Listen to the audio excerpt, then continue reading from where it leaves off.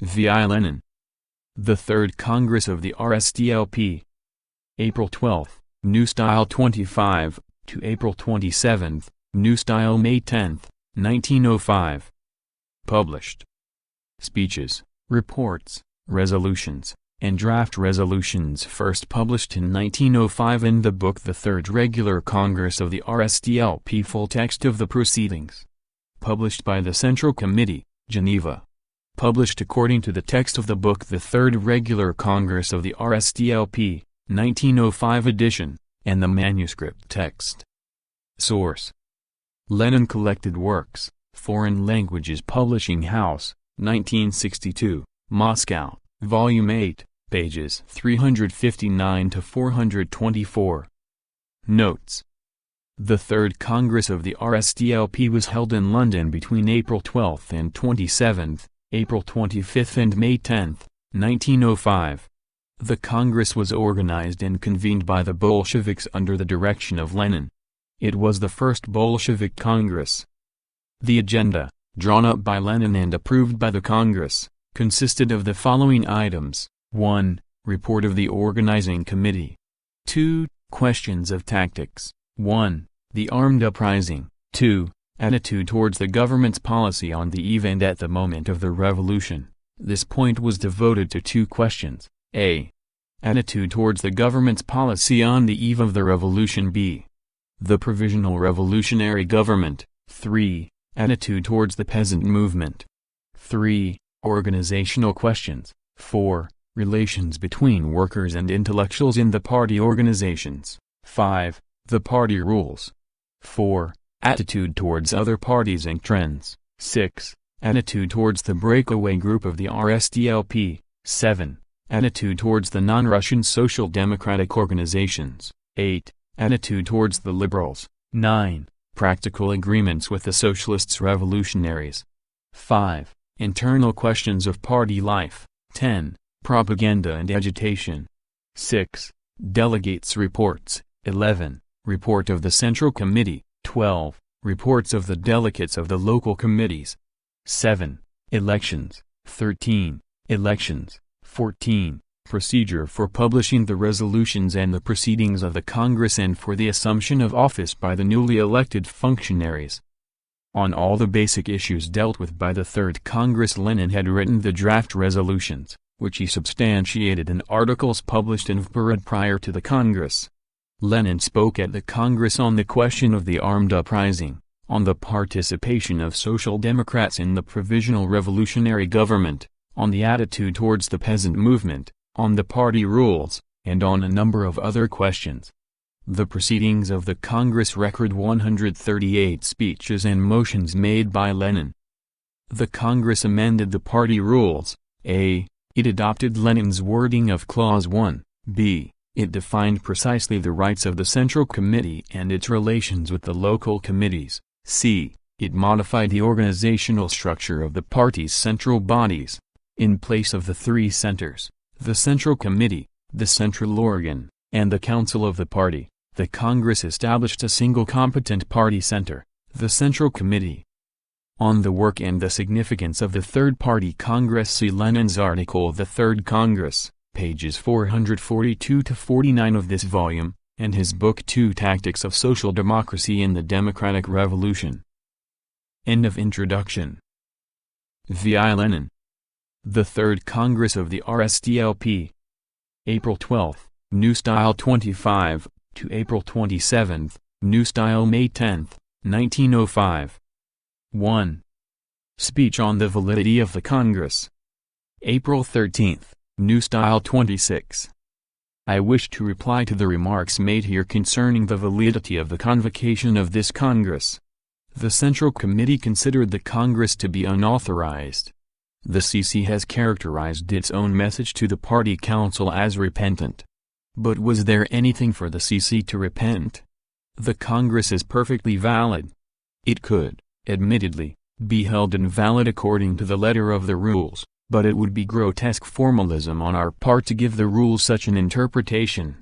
According to the spirit of the rules, the validity of the Congress is beyond question. The Party Council exists for the party, and not the party for the council. At the Second Congress, in connection with the organizing committee incident, it was pointed out, by none other than Comrade Plekhanov, that discipline with regard to a lower body yields precedence to discipline with regard to a higher body. The CC declared its readiness to submit to the party council, if the latter would submit to the party, viz., to the Congress. This was a perfectly legitimate demand, yet the party council rejected it.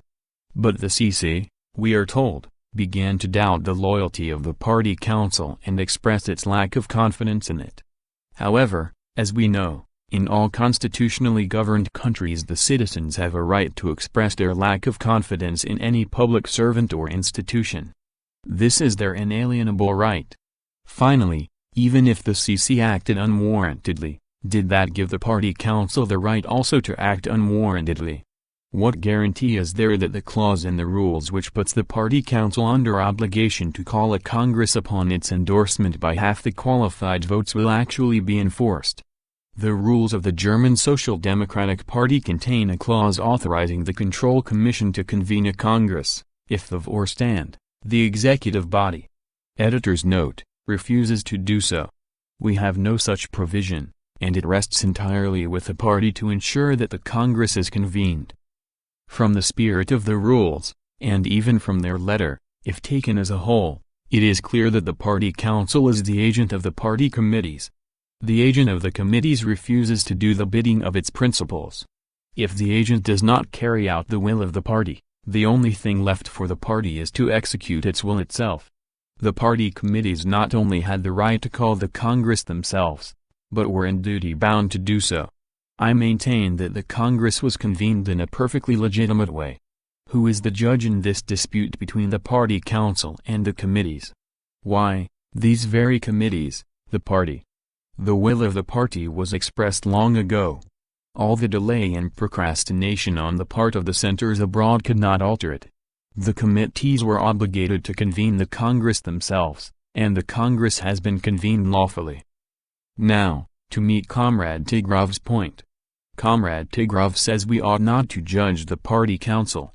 But the whole report of the organizing committee is a judgment of the party council. I think Comrade Tigrov errs in holding that we must not judge the accused in absentia. In politics one is constantly compelled to judge in absentia. Do we not constantly judge the socialists, revolutionaries, the Bundists, and others in our writings, at our meetings, and everywhere? What else can we do but judge in absentia, if the party council refuses to appear at the Congress? In that case we could never judge anyone. Even the official court judges in absentia if the accused refuses to appear before it. End of section 1. V.I. Lenin. The Third Congress of the RSDLP. 2.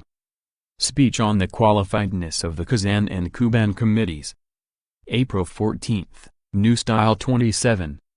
The findings of the Credentials Committee show that the party is represented by a total number of 75 votes, so that our Congress, as now constituted, must beyond a doubt be recognized as valid.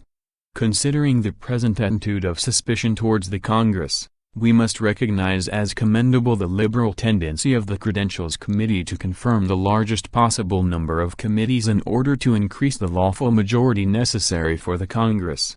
From this angle I am even ready to express my sympathy with such liberality. But, on the other hand, one must be equally careful and impartial towards all, and for that reason I feel constrained to oppose the Credentials Committee's confirmation of the Kazan and Kuban committees. They are included in the list of qualified committees published in issue number 89 of Iskra, but not in the list recorded in the minutes of the Party Council. At the council session Comrade Mardiv read the list of qualified committees valid until September 1, 1904. An excerpt from the minutes of the Party Council follows. Mardiv reads his resolution. According to Clause 2 of the rules, the Party Council is obligated to convene a Congress when this is demanded by party organizations commanding aggregately at least half the total voting strength of the Congress. According to Note 1 to Clause 3, only organizations duly confirmed after the adoption of the party rule shall be entitled to representation at a Congress. Organizations not represented at the Second Congress are to be considered confirmed, if their confirmation by the CC was accorded not later than 1 year prior to the Congress. The Party Council resolves that ally organization which shall have been confirmed within the specified period of time shall be entitled to have its vote counted at the computation of the number of organizations that have gone on record in favor of convening the Congress. The organizations represented at the Second Congress and elected by it shall be considered qualified organizations. 2. In view of this, only the following organizations shall hereafter and until September 1904 be entitled to vote on the question of convening a Congress: 1. The CC, 2. The Central Organ, 3. The League Abroad, 420, the Committees of St. Petersburg, Moscow, Kharkiv, Kiev, Odessa, Nikolaev, of the Don region, of Ekaterinoslav, Saratov, Ufa, now the Ural region, of the north, of Tula, Tver, Nizhny Novgorod, Baku, Batum, and Tiflis, until the expiration of 1 year from the time of the confirmation of the Caucasian League, 21-23, the League of the Mining and Metal District, Donetsk, and the Siberian and the Crimean Leagues. The qualifiedness of these organizations assumed, the number of votes they are entitled to cast at the Congress is 46. With the 5 votes of the Party Council members, the total voting strength of the Congress is 51, therefore, to convene a Congress 26 votes are required, viz., the votes of 13 of the above-named qualified organizations. The CC is requested to furnish the Party Council with the dates of its confirmation of the new committees since the Congress. The first part of the resolution was adopted unanimously. Later in his speech at that meeting, Comrade Glebov read out a list of the newly formed committees. Comrade Glebov's speech, from the minutes of the Party Council. I agree with Comrade Martov and would like to state that the following new committees have been organized: Smolensk and Astrakhan, confirmed in September 1903, Voronezh, the Fund for the Struggle, in January 1904, Bega, in January, Polsai, in April, Northwestern, in April, Kursk, in January, Orel-Bryansk, in September 1903, Samaro, in September 1903, Ural, Ufa, in April. These facts were made public in Comrade Orlovsky's pamphlet The Council Against the Party, and so far the Council has neither refuted them nor published the dates of the confirmation of the committees under dispute, which would seem to indicate that there is no evidence of such confirmation. At the stated meeting of the Party Council, Comrade Martov declared in one of his speeches that in his opinion 2 more committees were to be confirmed in August, namely, the Kremenchug and Poltava committees, but again not a word about the Kazan and Kuban committees.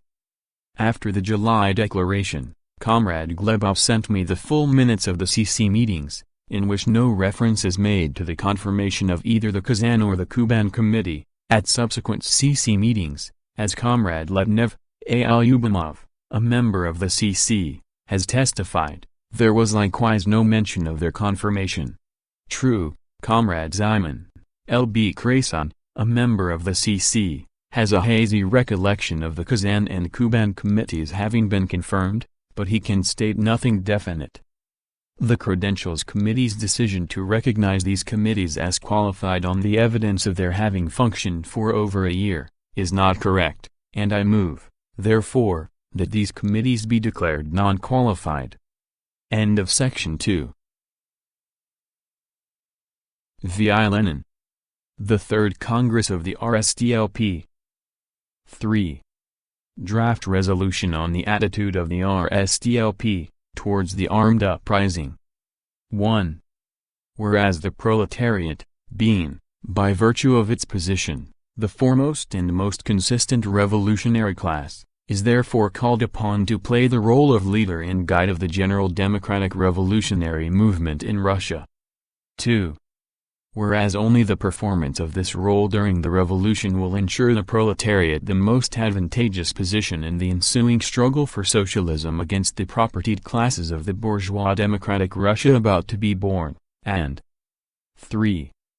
whereas the proletariat can perform this role only if it is organized under the banner of social democracy into an independent political force and if it acts in strikes and demonstrations with the fullest possible unity. Therefore, the Third Congress of the RSDLP resolves that the task of organizing the forces of the proletariat for direct struggle against the autocracy by means of mass political strikes and the armed uprising, and of setting up for this purpose an apparatus for information and leadership, is one of the chief tasks of the party at the present revolutionary moment, for which reason the Congress instructs both the CC and the local committees and leagues to start preparing the political mass strike as well as the organization of special groups for the obtainment and distribution of arms, for the elaboration of a plan of the armed uprising and the direct leadership of the rising.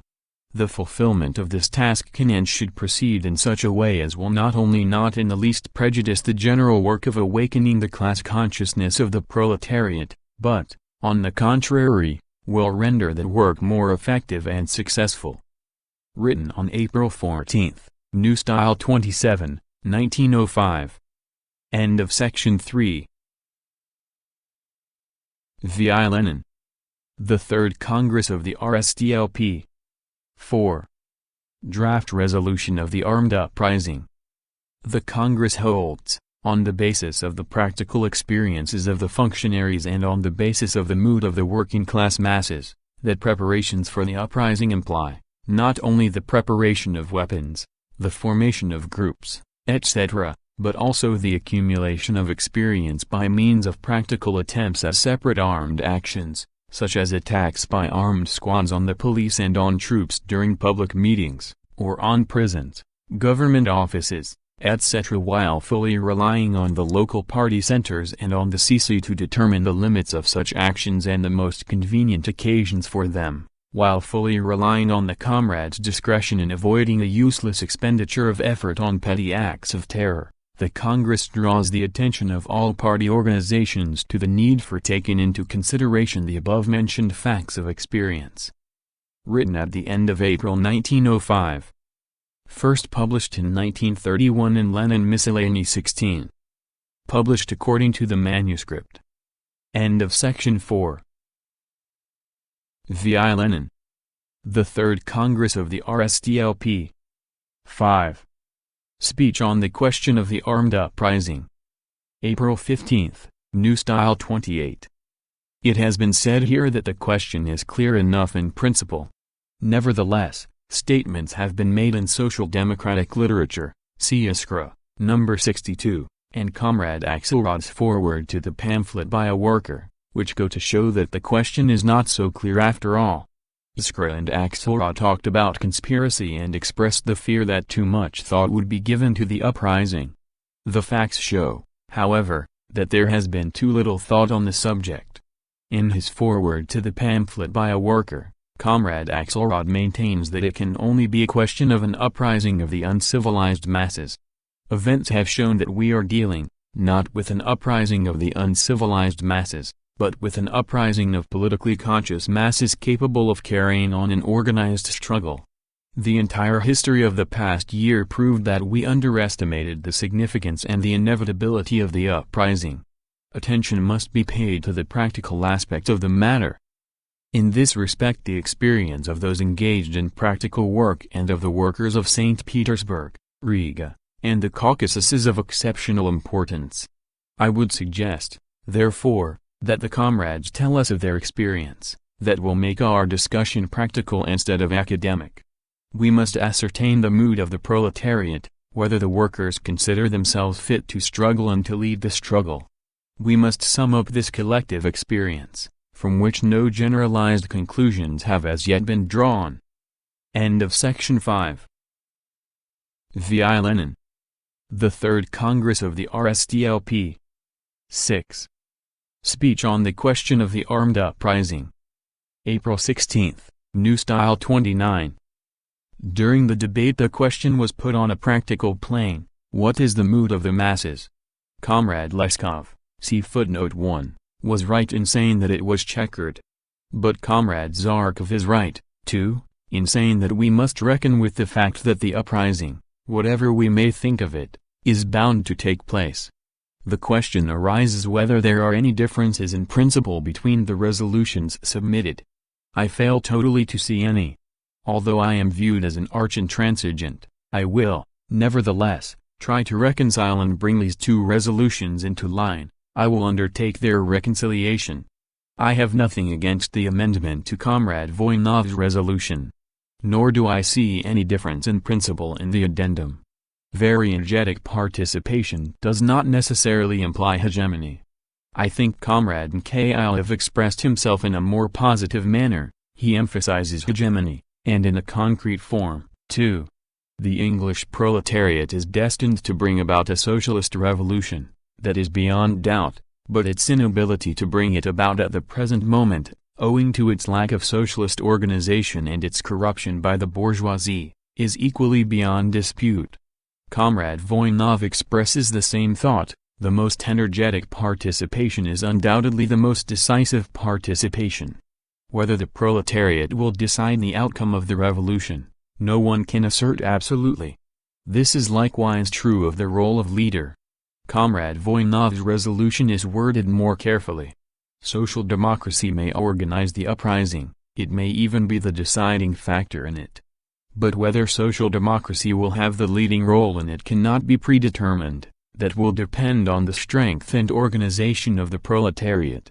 The petty bourgeoisie may be better organized and its diplomats may prove to be superior and better trained. Comrade Voinov is the more cautious. He says, "You may be able to do it." "You will do it," says Comrade Mikhailov.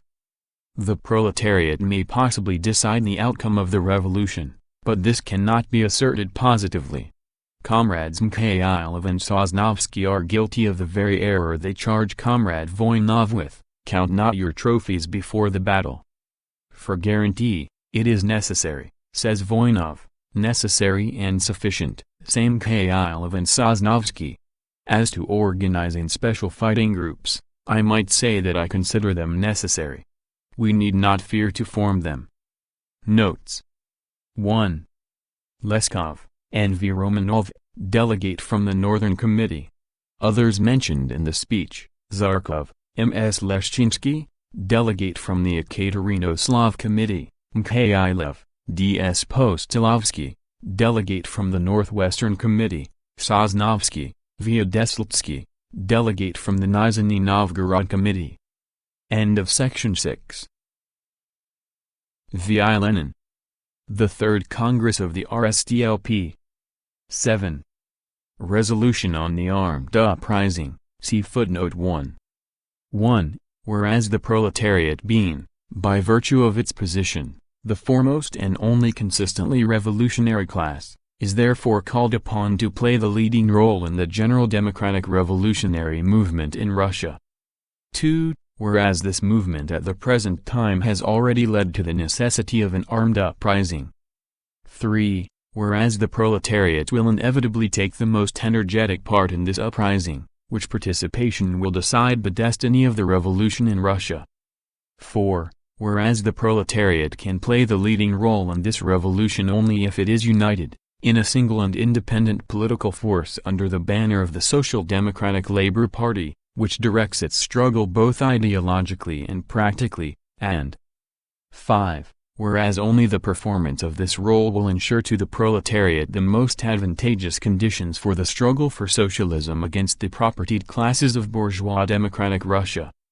Therefore, the Third Congress of the RSDLP holds that the task of organizing the proletariat for direct struggle against the autocracy by means of the armed uprising is one of the major and most urgent tasks of the party at the present revolutionary moment. Accordingly, the Congress instructs all party organizations a. To explain to the proletariat by means of propaganda and agitation, not only the political significance, but the practical organizational aspects of the impending armed uprising. b. To explain in that propaganda and agitation the role of mass political strikes, which may be of great importance at the beginning and during the progress of the uprising, and c. To take the most energetic steps towards arming the proletariat, as well as drawing up a plan of the armed uprising and of direct leadership thereof, for which purpose special groups of party workers should be formed as and when necessary. Written April 16, New Style 29, 1905. Published according to the manuscript. Notes. 1. The document has no heading. The title has been provided by the Institute of Marxism-Leninism, Central Committee, CPSU. End of section 7.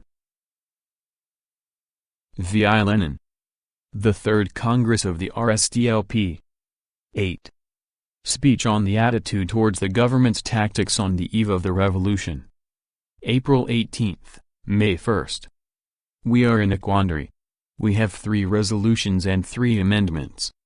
The resolutions are growing in number and scope, and this process is not being regulated in any way. The subject has proved to be broader than the speaker who made the report anticipated. We shall have to refer the resolution back to the committee, although Comrade Sergeyev, see footnote 1, evidently ridicules this proposal. The question of open action was touched upon by all the speakers. The report was appropriate to the subject, but needs amplifying. On the question of participation in the society's opinion is divided. The Congress cannot lay down a hard and fast rule on this point. All methods should be used for agitation. The experience of the Shidlovsky Commission gives no grounds whatever for a downright negative attitude. Some say that there is nothing new in the resolution. A good thing bears repeating again and again. Comrade Zyman's view is too rigid. It is impossible to reply categorically whether it is advisable to participate. In the Zemsky Sober, everything will depend on the political situation, on the electoral system, and on other specific factors which cannot be estimated in advance. Some say that the Zemsky Sober is a fraud. That is true. But there are times when we must take part in elections to expose a fraud. We can give nothing more than a general directive. I repeat, in my opinion all the resolutions should be referred back to the committee, the membership of which should be enlarged. Notes. 1. Sergeyev. A. I. Rykov. End of section 8. V.I. Lenin. The Third Congress of the RSDLP. 9. Addendum to the resolution on the attitude towards the government's policy on the eve and at the moment of the revolution. Could we not satisfy Comrade Alexandrov, see footnote 1, with the following amendments to Schmidt's resolution, see footnote 2, roughly? 1. Instead of, the Congress, resolves, the Congress confirms the old tactics of the Social Democrats as laid down at the Second Congress, with a detailed explanation applicable to the present moment, or something of the kind. 2. To add another clause to the resolution approximately as follows. As regards the actual and sham concessions which the weakened autocracy is now making to the Democrats in general and to the working class in particular, the Social Democratic Party of the working class should take advantage of them in order, on the one hand, to consolidate for the people every improvement in the economic conditions and every extension of liberties with a view to intensifying the struggle, and on the other, steadily to expose before the proletariat the reactionary aims of the government, which is trying to disunite and corrupt the working class and draw its attention away from its urgent class needs at the moment of the revolution. Written at the end of April 1905. First published in 1931 in Lenin Miscellany 16.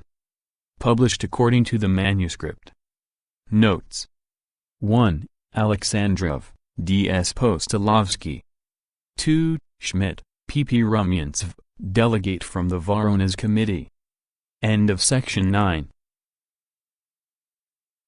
V.I. Lenin. The Third Congress of the RSDLP. 10. Draft resolution on the question of open political action by the RSDLP. 1. Whereas the revolutionary movement in Russia has already to a certain degree shaken and disorganized the autocratic government, which has been compelled to tolerate the comparatively extensive exercise of freedom of political action by the classes inimical to it. 2. Whereas this freedom of political action is mostly, almost exclusively, enjoyed by the bourgeois classes, which thereby strengthen their existing economic and political domination over the working class and increase the danger that the proletariat may be transformed into a mere appendage of bourgeois democracy, and 3. whereas there is developing, breaking through, coining to light, among increasingly wider masses of the workers the urge towards independent open action in the political arena, even though, on occasions of lesser importance, without the participation of the Social Democrats. Therefore, the Third Congress of the RSDLP calls the attention of all party organizations to the fact that it is necessary a. to make use of each and every case of open political action on the part of the educated spheres and the people, whether in the press, in associations, or at meetings, for the purpose of contraposing the independent class demands of the proletariat to the general democratic demands, so as to develop its class consciousness and to organize it in the course of such actions into an independent socialist force. b. To make use of all legal and semi-legal channels for creating workers' societies, associations, and organizations, and to put forward every effort towards securing, in whatever way, the predominance of social democratic influence in such associations and to convert them into bases for the future openly functioning social democratic working class party in Russia. c. To take the necessary steps to ensure that our party organizations, while maintaining and developing their underground machinery, will proceed at once to the preparation of expedient forms of transition, wherever and whenever possible, to open social democratic activity, even to the point of clashes with the armed forces of the government. Written on April 19, New Style May 2, 1905. First published in 1926 in Lenin Miscellany 5. Published according to the manuscript. End of section 10. V.I. Lenin. The Third Congress of the RSDLP. 11. Draft Resolution on the Participation of the Social Democrats in a Provisional Revolutionary Government. 1. Whereas a really free and open mass struggle of the proletariat against the bourgeoisie requires the widest possible political liberty and, consequently, the fullest possible realization of republican forms of government. 2. Whereas various bourgeois and petty bourgeois sections of the population, the peasantry, etc., are now coming out in increasing numbers with revolutionary democratic slogans, which are the natural and inevitable expression of the basic needs of the masses, the satisfaction of which, impossible under the autocracy, has been made imperative by the objective development of the entire socio-economic life of Russia. 3. Whereas international revolutionary social democracy has always recognized that the proletariat must render most energetic support to the revolutionary bourgeoisie in its struggle against all reactionary classes and institutions, provided that the party of the proletariat maintain absolute independence and a strictly critical attitude towards its temporary allies. 4. Whereas the overthrow of the autocratic government in Russia is inconceivable without its replacement by a provisional revolutionary government, and whereas only such a change can ensure real freedom and a true expression of the will of the whole people during the inauguration of the new political system in Russia and guarantee the realization of our program of immediate and direct political and economic changes. 5.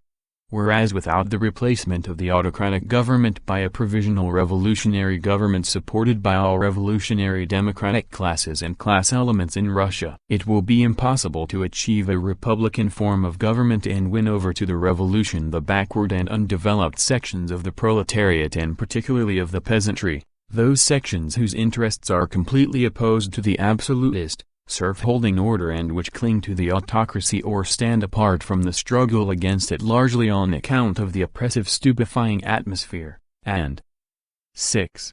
Whereas with the existence in Russia of a social democratic party of the working class, which, though only in the initial stage of its development, is nevertheless already organized and capable, particularly under conditions of political freedom, of controlling and directing the actions of its delegates in a provisional revolutionary government, the danger that these delegates may deviate from the correct class line is not insurmountable. Therefore, the Third Congress of the RSDLP holds that representatives of the party may participate in the provisional revolutionary government for the purpose of relentlessly combating, together with the revolutionary bourgeois democrats, all attempts at counter-revolution, and of defending the independent class interests of the proletariat, provided that the party maintain strict control over its representatives and firmly safeguard the independence of the Social Democratic Labour Party, which aims at the complete socialist revolution and is in this respect hostile to all bourgeois democratic parties and classes. Written at the end of April 1905. First published in 1926 in Lenin Miscellany 5.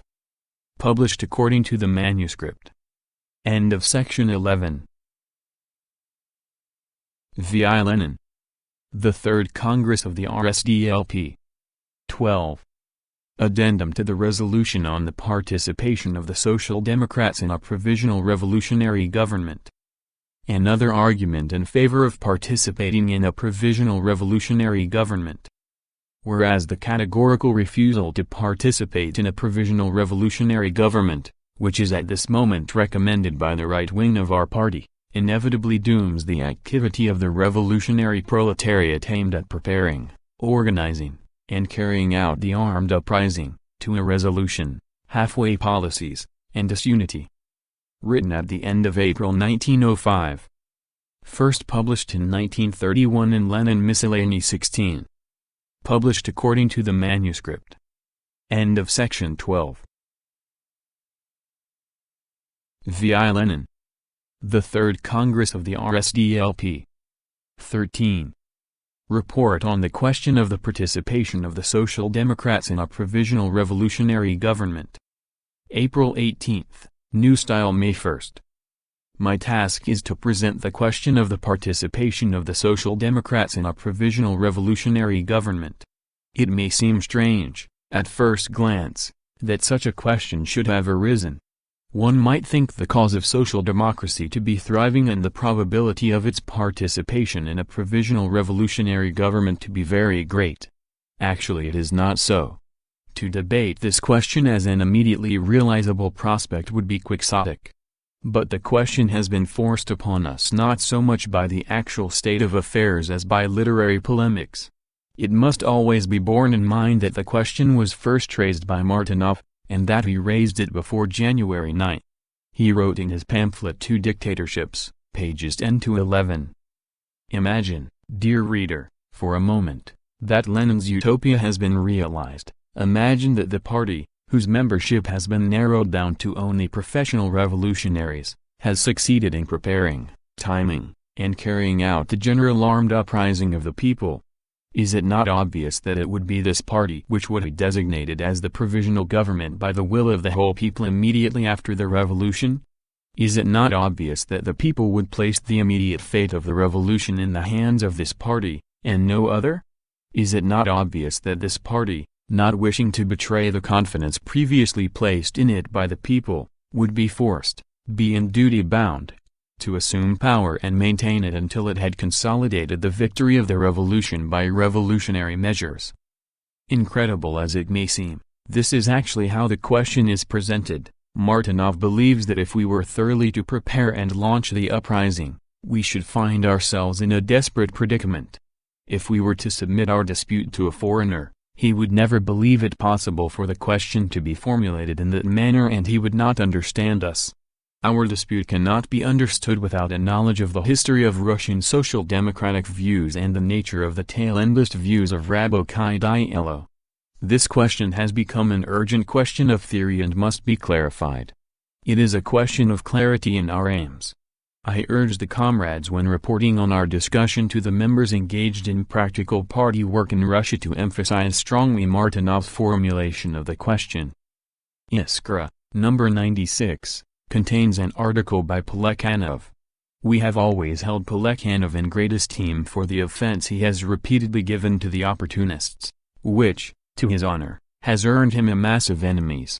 But we cannot esteem him for defending Martynov. This is not the Plekhanov we knew. He entitles his article on the question of the seizure of power. This artificially narrows the issue. We have never thus presented the question. Plekhanov presents things as though Vperud called Marx and Engels virtuosi of Philistinism. But that is not so. It is a slight substitution. Vperud expressly stressed the correctness of Marx's general conception of this question. The charge of Philistinism referred to Martynov or to Elmartov. Well disposed though we are to hold in high esteem all who collaborate with Plekhanov, it must be said, however, that Martynov is not Marx. Plekhanov errs in seeking to hush up Martynovism. Martynov asserts that if we take a decisive part in the uprising, we shall be in great danger of being forced by the proletariat to take power. This argument has a certain original logic of its own, although a logic of retreat. It is in reference to this peculiar warning against the danger of victory in the struggle against the autocracy that Vperad asks Martynov and Martynov what they are talking about, a socialist or a democratic dictatorship? We are referred to Engels' famous words about the danger involved in the position of a leader who has been given power in behalf of a class that is not yet mature for the exercise of complete domination. We explained in Vperad that Engels points out the danger to the position of a leader when he establishes post factum a divergence between principle and reality, between words and facts. Such a divergence leads to disaster in the sense of political failure, not in the sense of physical defeat. See footnote 1. You must affirm, this is Engels' thought, that the revolution is socialistic, when it is really only democratic. If we promised the Russian proletariat now that we could secure its complete domination immediately, we would fall into the error of the socialists' revolutionaries. It is this mistake of the socialists' revolutionaries that we Social Democrats have always ridiculed, their claim that the revolution will be democratic and not bourgeois. We have constantly said that the revolution would strengthen the bourgeoisie, not weaken it, but that it would create for the proletariat the necessary conditions for waging a successful struggle for socialism. But since it is a question of a democratic revolution, we are faced with two forces, the autocracy and the revolutionary people, viz., the proletariat as the chief combatant, and the peasantry and all the different petty bourgeois elements. The interests of the proletariat do not coincide with those of the peasantry and the petty bourgeoisie. Social democracy has always stressed the fact that these class differences in the midst of a revolutionary people are unavoidable. In a hard-fought struggle, the object of the struggle may change from hand to hand. A revolutionary people strives for the sovereignty of the people, all the reactionary elements defend the sovereignty of the Tsar. A successful revolution, therefore, cannot be anything but the democratic dictatorship of the proletariat and the peasantry, whose interests, equally opposed to the sovereignty of the Tsar, coincide. Both Iskra and Vperad are agreed on the slogan to march separately but strike together, but Vperad adds that striking jointly means jointly striking the final blow and jointly beating off the enemy's attempts to recover the ground he has lost. After the overthrow of the autocracy, the struggle will not cease, but become more intense. That is precisely the time when the reactionary forces will organize for the struggle in real earnest. If we are going to employ the slogan of the uprising, we must not frighten the Social Democrats with the possibility of victory in the uprising. When we have won the sovereignty of the people, we shall have to consolidate it. This is what is meant by the revolutionary democratic dictatorship. We have no reason whatever to fear it. The establishment of the Republic would be a tremendous victory for the proletariat, although, unlike the bourgeois revolutionary, the Social Democrat does not regard the Republic as the absolute ideal but merely as something that will guarantee him freedom to wage the struggle for socialism on a broad basis. Parvus says that in no other country has the struggle for freedom entailed such tremendous sacrifices. This is true. It is confirmed by the European bourgeois press, which is following events in Russia very closely from the outside. The autocracy's resistance to the most elementary reforms is incredibly strong, and the greater the action the greater the counteraction. Hence the autocracy's utter collapse is highly probable. The entire question of the revolutionary democratic dictatorship hinges on the complete overthrow of the autocracy. Possibly the history of 1848-50 will repeat itself with us, that is, the autocracy will not be overthrown but only limited in power and converted into a constitutional monarchy. In that case a democratic dictatorship will be out of the question. If, however, the autocratic government is really overthrown, it will have to be replaced by another. This other can be only a provisional revolutionary government.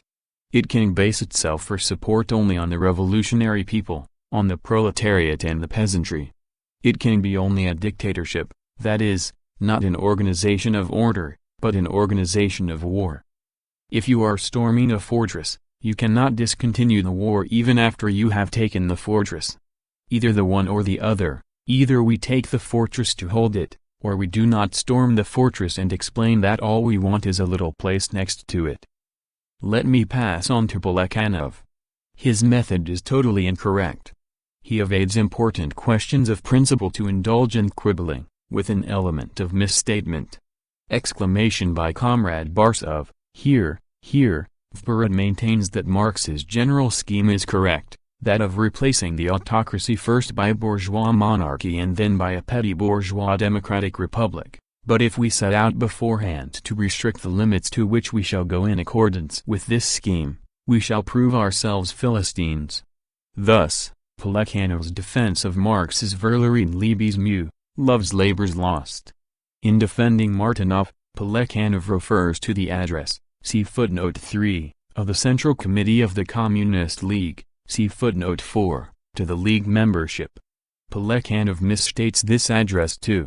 He draws a veil over the fact that it was written at a time when the people had failed to score a complete victory, notwithstanding the victorious uprising of the Berlin proletariat in 1848.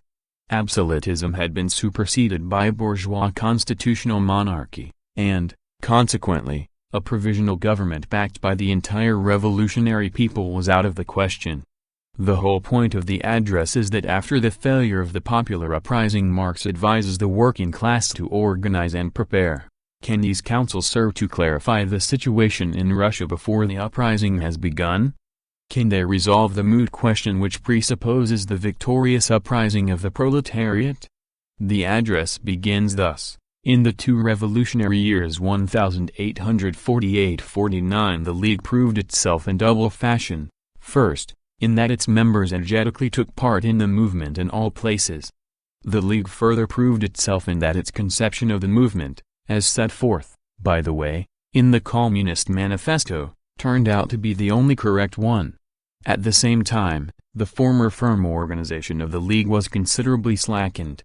A large part of the members who directly participated in the revolutionary movement believed the time for secret societies to have gone by and public activities alone sufficient.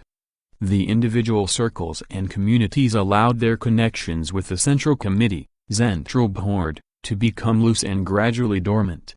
Consequently, while the Democratic Party, the party of the petty bourgeoisie, organized itself more and more in Germany, the Workers' Party lost its only firm hold, remained organized at the most in separate localities for local purposes and in the general movement, in der Allgemeinbewegung, thus came completely under the domination and leadership of the petty bourgeois Democrats. Anspray, page 75.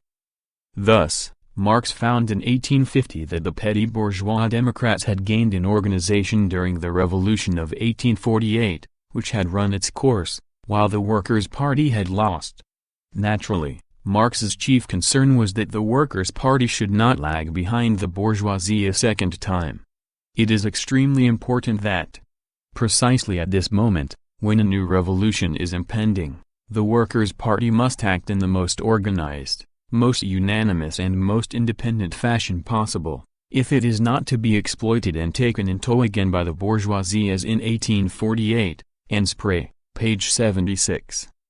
It is because the bourgeois Democrats were better organized that Marx did not doubt that they would definitely predominate, should a second revolution take place at once. That, during the further development of the revolution, the petty bourgeois democracy will for a moment, für einen Augenblick, obtain predominating influence in Germany is not open to doubt. Anspray, page 78.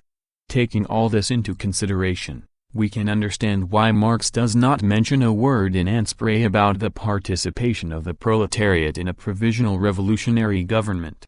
Plekhanov, therefore, is entirely incorrect in asserting that Marx considered inadmissible the thought that the political representatives of the proletariat could work together with the representatives of the petty bourgeoisie for the creation of a new social order. Iskra, number 96. This is not correct. Marx does not raise the question of participation in a provisional revolutionary government, whereas Plekhanov makes it appear as though Marx decided this question in the negative. Marx says, "We Social Democrats have all been lagging behind, we are worse organized, we must organize independently for the eventuality that the petty bourgeoisie will come to power after a new revolution." From these premises of Marx, Martinov draws the following conclusion: we Social Democrats, now better organized than the petty bourgeois Democrats and constituting undoubtedly an independent party, ought to shrink from having to participate in a provisional revolutionary government in the event of a successful uprising. Yes, Comrade Plekhanov, Marxism is one thing and Martinovism another. To bring out more clearly the great difference between the situation in Russia in 1905 and that in Germany in 1850, let us deal with some further interesting passages in the address. Marx did not even mention the democratic dictatorship of the proletariat, for he believed in the direct socialist dictatorship of the proletariat immediately after the petty bourgeois revolution. On the agrarian question, for instance, he says that the Democrats want to create a petty bourgeois peasant class, but that the workers must oppose this plan in the interests of the rural proletariat and in their own interests. They must demand that the confiscated feudal landed property remain state property, and that it be used for labor colonies in which the associated rural proletariat should employ all the means of large-scale agriculture. Obviously, with such plans in mind, Marx could not speak of a democratic dictatorship. He wrote, not on the eve of the revolution, as the representative of the organized proletariat, but after the revolution, as the representative of the workers in the process of organizing. Marx emphasizes the first task as follows: after the overthrow of the existing governments, the Central Committee will, as soon as it is at all possible, betake itself to Germany, immediately convene a Congress, and put before the latter the necessary proposals for the centralization of the workers' clubs.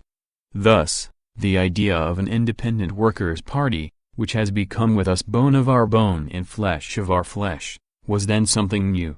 We must not forget that in 1848, when Marx was editing the free and extremely revolutionary newspaper, Die Neue Reines-Zeitung, see footnote 5, he had no working-class organization behind him. His paper was supported by bourgeois radicals, who nearly wrecked it when Marx made his scathing attack on the Paris bourgeoisie after the June days.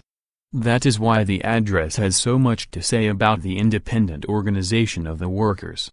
It deals with the formation of revolutionary workers' governments parallel with the new official government, whether in the form of workers' clubs and committees or of local communal councils and municipalities.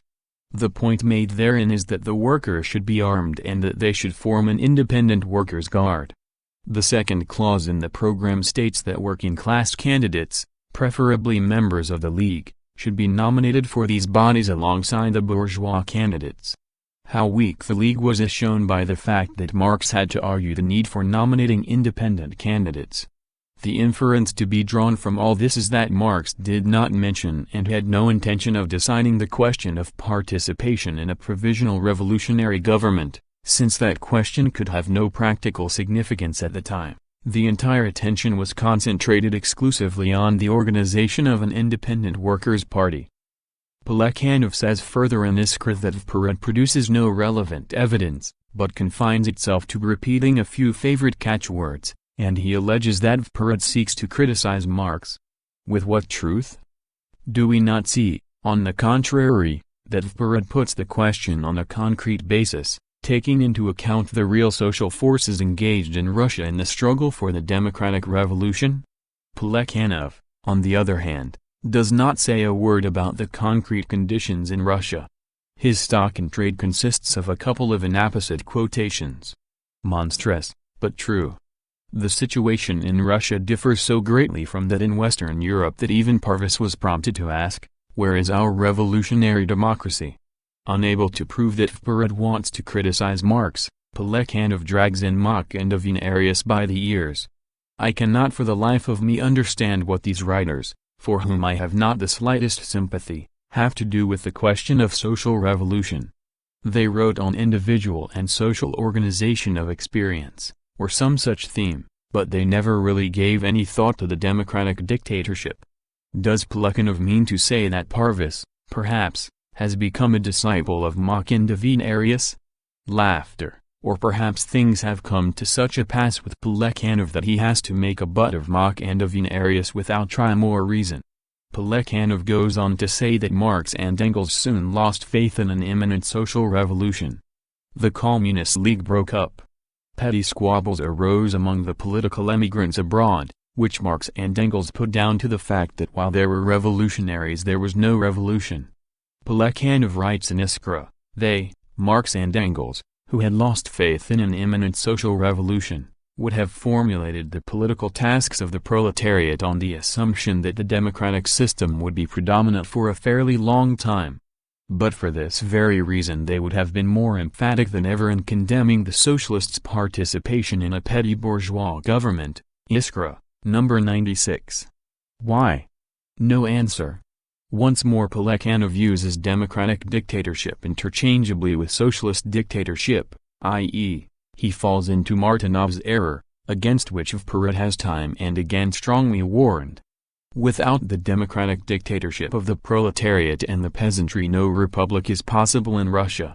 This assertion was made by Vperud on the basis of an analysis of the actual situation. Unfortunately, Marx did not know this situation and he did not write of it. Therefore the analysis of this situation can neither be confirmed nor refuted with simple quotations from Marx. As to the concrete conditions, Plekhanov says not a word. Even less felicitous is the adducing of the second quotation from Engels. For one thing, it is rather odd of Plekhanov to refer to a private letter without mention of the time and place of its publication. See footnote 6, we could only be grateful for the publication of Engels' letters, but we should like to see their full text. We have, however, some information which permits us to judge of the true meaning of Engels' letter. We know definitely, in the second place, that the situation in Italy in the 90s was nothing like the present situation in Russia. Italy had been enjoying freedom for 40 years. In Russia the working class cannot even dream of such freedom without a bourgeois revolution. In Italy, consequently, the working class had long been in a position to develop an independent organization for the socialist revolution. Trotti is the Italian Millerand. It is quite possible, therefore, that even at that time Trotti advocated Millerandian ideas. This assumption is borne out by the fact that, according to Plekhanov himself, Engels had to explain to Trotti the difference between a bourgeois democratic and a socialist revolution. Thus, Engels feared that Trotti would find himself in the false position of a leader who did not understand the social significance of the revolution in which he was taking part. Accordingly, we must say again of Plekhanov that he confounds democratic with socialist revolution. But perhaps we might find in Marx and Engels an answer which, though not applying to the concrete situation in Russia, would apply to the general principles of the revolutionary struggle of the proletariat. Iskra at any rate raises one such general question. It states in issue number 93, the best way to organize the proletariat into a party in opposition to the bourgeois democratic state is to develop the bourgeois revolution from below through the pressure of the proletariat on the democrats in power. Iskra goes on, Vperud wants the pressure of the proletariat on the revolution to be exerted not only from below, not only from the street, but also from above, from the marble halls of the provisional government. This formulation is correct. Vperud does want this. We have here a really general question of principle: is revolutionary action permissible only from below, or also from above? To this general question we can find an answer in Marx and Engels. I have in mind Engels' interesting article The Bookunists at Work, see footnote 7, 1873. Engels describes briefly the Spanish Revolution of 1873, when the country was swept by a revolution of the intransigents, i.e., the extreme republicans. Engels stresses the fact that the immediate emancipation of the working class was out of the question at that time. The task was to accelerate for the proletariat the transition through the preliminary stages that prepare the social revolution and to clear the obstacles in its way. The working class of Spain could utilize this opportunity only by taking an active part in the revolution. In this it was hindered by the influence of the Bookunists and, among other things, by their idea of the general strike, which Engels criticized so effectively. Engels describes, in passing, the events in Alcoy, a city with 30,000 factory workers, where the proletariat found itself master of the situation. How did the proletariat act? Despite the principles of Bakunism, they were obligated to participate in the provisional revolutionary government. The Bakunists, says Engels, had for years been propagating the idea that all revolutionary action from above downward was pernicious, and that everything must be organized and carried out from below upward. This, then, is Engels' answer to the general question of from above or from below raised by Iskra. The Iskra principle of only from below and never from above is an anarchist principle. Drawing his conclusion from the events of the Spanish Revolution, Engels says, the Bakunists repudiated the credo which they had just proclaimed, that the establishment of a revolutionary government was only a new deception and a new betrayal of the working class, as Plekhanov is trying to persuade us now, by figuring quite complacently on the government committees of the various cities, and at that almost everywhere as an impotent minority outvoted and exploited politically by the bourgeoisie. Thus, what displeases Engels is the fact that the Bakunists were in the minority, and not the fact that they sat there on these committees. At the conclusion of his pamphlet, Engels declares that the example of the Bakunists is an example of how not to make a revolution. If Mardov confined his revolutionary work exclusively to action from below, he would be repeating the mistake of the Bakunists. Iskra, however, after inventing differences on points of principle with Vperot, comes round to our own point of view. Martinov, for instance, says that the proletariat, in common with the people, must force the bourgeoisie to consummate the revolution. This, however, is nothing but the revolutionary dictatorship of the people, viz., of the proletariat and the peasantry. The bourgeoisie has no wish whatever to consummate the revolution. But the people cannot help wanting this because of the social conditions of their existence. The revolutionary dictatorship will educate them and draw them into political life. Iskra writes in issue number 95. If, however, we should finally be swept into power against our will by the inner dialectics of the revolution at a time when the national conditions for the establishment of socialism are not yet mature, we would not back out. We would make it our aim to break down the narrow national framework of the revolution and impel the Western world towards revolution, as France impelled the East a century ago. Thus, Iskra itself admits that, were it our misfortune to be victorious, we should have to act in keeping with the Vperot position. Hence, in the practical aspect of the question, Iskra follows Vperot and undermines its own position. The only thing I fail to understand is how Mardov and Martinov can be dragged to power against their own will. If ever there was idiocy. Iskra cites France as an example. But that was Jacobin France. To make a bogey of Jacobinism in time of revolution is a cheap trick. A democratic dictatorship, as I have pointed out, is not an organization of order, but an organization of war. Even if we did seize St. Petersburg and guillotine Nicholas, we would still have several Vendées, see footnote 8, to deal with. Marx understood this perfectly when in 1848, in the Neue Reines-Zeitung, he recalled the Jacobins. He said that the Reign of Terror of 1793 was nothing but a plebeian manner of settling accounts with absolutism and counter-revolution. See footnote 9. We, too, prefer to settle accounts with the Russian autocracy by plebeian methods and leave Girondist methods to Iskra. The situation confronting the Russian Revolution is singularly auspicious, an anti-popular war, the Asiatic conservatism of the autocracy, etc., and it justifies the hope that the uprising may prove successful. The revolutionary temper of the proletariat is mounting almost hourly. At such a moment Martinovism is not mere folly, but a downright crime, for it saps the revolutionary energy of the proletariat, clips the wings of its revolutionary enthusiasm. Lyadov, here, it is the mistake Bernstein made in the German party, under different circumstances, on the question, not of the democratic, but of the socialist dictatorship. To give you a definite idea of what these celebrated marble halls of the Provisional Revolutionary Government are really like, I shall quote still another source.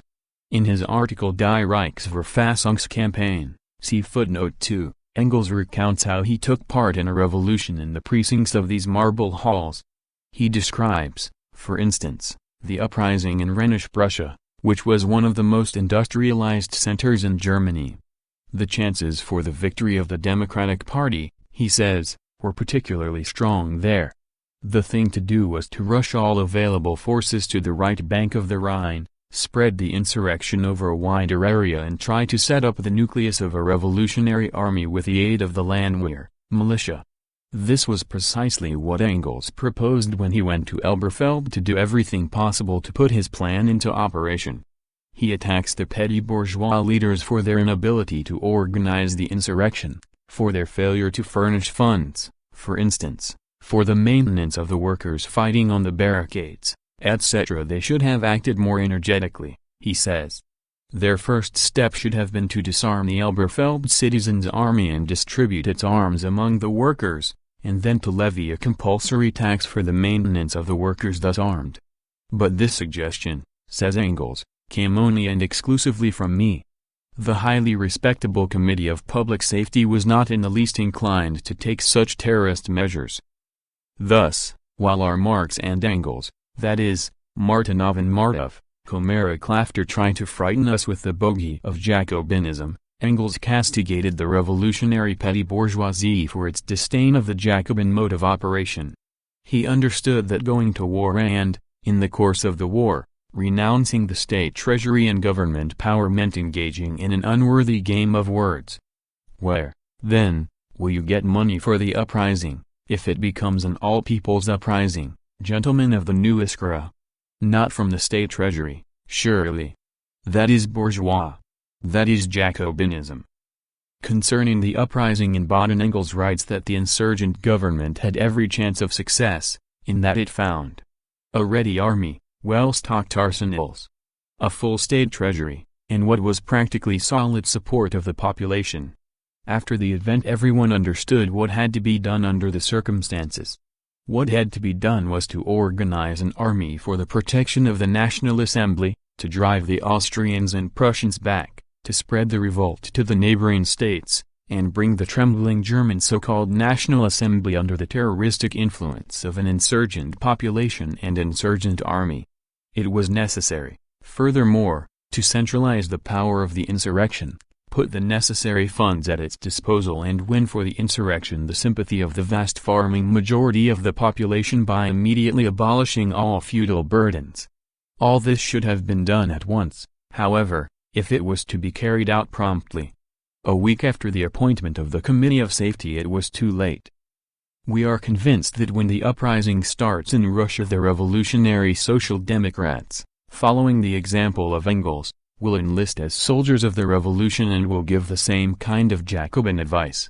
But Iskra prefers to discuss the color of the ballot envelopes, relegating to the background the question of the provisional revolutionary government and of a revolutionary guard for the Constituent Assembly. Our Iskra will not act from above under any circumstances. From Karlsruhe Engels went to Pfalz, where his friend Astor, who had once freed Engels from arrest, was, on the provisional government. Official participation in a movement that was utterly alien to our party was plainly out of the question in this case as well, Engels says. He had to take the only position in this movement that anyone working on the Neue Reinisch-Zeiten could take, that of a soldier. We have spoken of the breakup of the Communist League, which deprived Engels of practically all ties with the workers' organizations. This clarifies the passage we quoted. I was offered many civilian and military posts, writes Engels, posts that I would not have hesitated for a moment to accept in a proletarian movement. Under the circumstances I declined them all. As we see, Engels did not fear to act from above. He did not fear that the proletariat might become too organized and too strong, which could lead to its participation in the provisional government. On the contrary, he regretted that the movement was not successful enough, not proletarian enough, because the workers were completely unorganized. But even under these circumstances, Engels accepted a post. He served in the army as Willich's adjutant, took over the delivery of ammunition, transporting under the greatest difficulties powder, lead, cartridges, etc. to die for the Republic was, thenceforward, my aim, writes Engels. I leave it to you, comrades, to judge whether this picture of a provisional government drawn according to the words of Engels resembles the marble halls which the new Iskra is holding up as a bogey to frighten the workers away from us. Applause. The speaker reads his draft of the resolution and explains it. Notes. 1. See pages 279-80 of this volume, editor's note. 2. The Campaign for an Imperial Constitution, editor's note. 3. Address of the Central Committee to the Communist League, March 1850. See Marx and Engels, Selected Works, Moscow, 1958, Volume 1, pages 106-17. 4. The Communist League, the first international association of the revolutionary proletariat, founded in the summer of 1847 in London at the Congress of Delegates from revolutionary proletarian organizations. The organizers and leaders of the Communist League were Karl Marx and Friedrich Engels, who were commissioned by that organization to write the manifesto of the Communist Party. The Communist League existed up to 1852. Its most prominent members eventually played a leading role in the First International. See Marx and Engels, Selected Works, Moscow, 1958, Volume 2, pages 338-57. 5. Die Neue Reinisch-Zeiten appeared in Cologne between June 1, 1848, and May 19, 1849, under the management of Karl Marx and Friedrich Engels. The editor-in-chief was Marx. Under the blows of reaction the newspaper ceased its existence after issue number 301. On the Neue Reinisch-Zeitung see Marx and Engels, Selected Works, Moscow, 1958, Volume 2. Pages 328-37. 6. The reference is to Engels' letter to Filippo Trotti dated January 26, 1894, and published in the Italian High Monthly Critica Sociale, No. 3, for February 1, 1894, under the heading The Future Italian Revolution and the Socialist Party. See Marx and Engels, Selected Correspondence, Moscow, 1955. Pages 551-55. 7. The Russian translation of Engels' article Die Bekunisten in der Arbeit. Denkschrift über den Aufstand in Spanien im Sommer 1873, published in 1873 in Internationals aus dem Volksstaat, was edited by Lenin and issued in pamphlet form by the Central Committee of the RSDLP in Geneva in 1905 and in St. Petersburg in 1906. 8. Vendel, a department of France where, during the French bourgeois revolution of the late 18th century, a counter-revolutionary insurrection of the backward, reactionary peasantry took place against the revolutionary convention. The revolt was engineered by the counter-revolutionary clergy and landlords with the help of religious catchwords. 9. Lenin quotes from Marx's article The Bourgeoisie and the Counter-Revolution. Second article, written on December 11, 1848. See Marx and Engels, Selected Works, Moscow, 1958, Volume 1, page 67. End of section 13. V.I. Lenin. The Third Congress of the RSDLP. 14. Draft Resolution on the Provisional Revolutionary Government. 1. Whereas both the direct interests of the Russian proletariat and those of its struggle for the ultimate aims of socialism require the fullest possible measure of political freedom, and, consequently, the replacement of the autocratic form of government by the democratic republic. 2. Whereas the armed uprising of the people, if completely successful, i.e., if the autocracy is overthrown, will necessarily bring about the establishment of a provisional revolutionary government, which alone is capable of securing complete freedom of agitation and of convening a constituent assembly that will really express the will of the people, an assembly elected on the basis of universal, direct, and equal suffrage by secret ballot, and 3. Whereas this democratic revolution in Russia will not weaken, but, on the contrary, will strengthen the domination of the bourgeoisie, which, at a certain juncture, will inevitably go to all lengths to take away from the Russian proletariat as many of the gains of the revolutionary period as possible. Therefore, the Third Congress of the RSDLP resolves a. That we should spread among the working class the conviction that a provisional revolutionary government is absolutely necessary, and discuss at workers' meetings the conditions required for the full and prompt realization of all the immediate political and economic demands of our program. b. That in the event of the victorious uprising of the people and the complete overthrow of the autocracy, representatives of our party may participate in the provisional revolutionary government for the purpose of waging a relentless struggle against all counter-revolutionary attempts and of defending the independent interests of the working class. c. That essential conditions for such participation are strict control of its representatives by the party, and the constant safeguarding of the independence of the Social Democratic Party, which strives for the complete socialist revolution, and, consequently, is irreconcilably opposed to all the bourgeois parties. d. That, irrespective of whether participation of Social Democrats in the provisional revolutionary government is possible or not, we must propagate among the broadest sections of the proletariat the idea that the armed proletariat, led by the Social Democratic Party, must bring to bear constant pressure on the provisional government for the purpose of defending, consolidating, and extending the gains of the revolution. Written prior to April 18, New Style May 1, 1905. End of section 14. V.I. Lenin. The Third Congress of the RSDLP. 15. Speech on the amendments to the resolution on the Provisional Revolutionary Government. April 19, New Style May 2. On the whole, I share the opinion of Comrade Zeman. It is only natural that, as publicist, I should have given my attention to the literary formulation of the question. Comrade Zeman has very properly stressed the importance of the aim which our struggle pursues, and I subscribe to all he has said. You cannot fight if you do not expect to capture the point you are fighting for. Comrade Zeman's amendment to point 2, that the establishment, etc., a provisional government, which alone, etc., is quite to the purpose, and I readily accept it. This is likewise true of the amendment to point 3. It is very appropriate to show here that under the present social and economic conditions the bourgeoisie will of necessity grow stronger. In point A of the resolution, the wording the proletariat will demand is better than my formulation, since it shifts the emphasis to the proletariat. In point B, the reference to the dependence on the relation of forces is also quite appropriate. This formulation, in my opinion, renders Comrade Andreev's amendment unnecessary.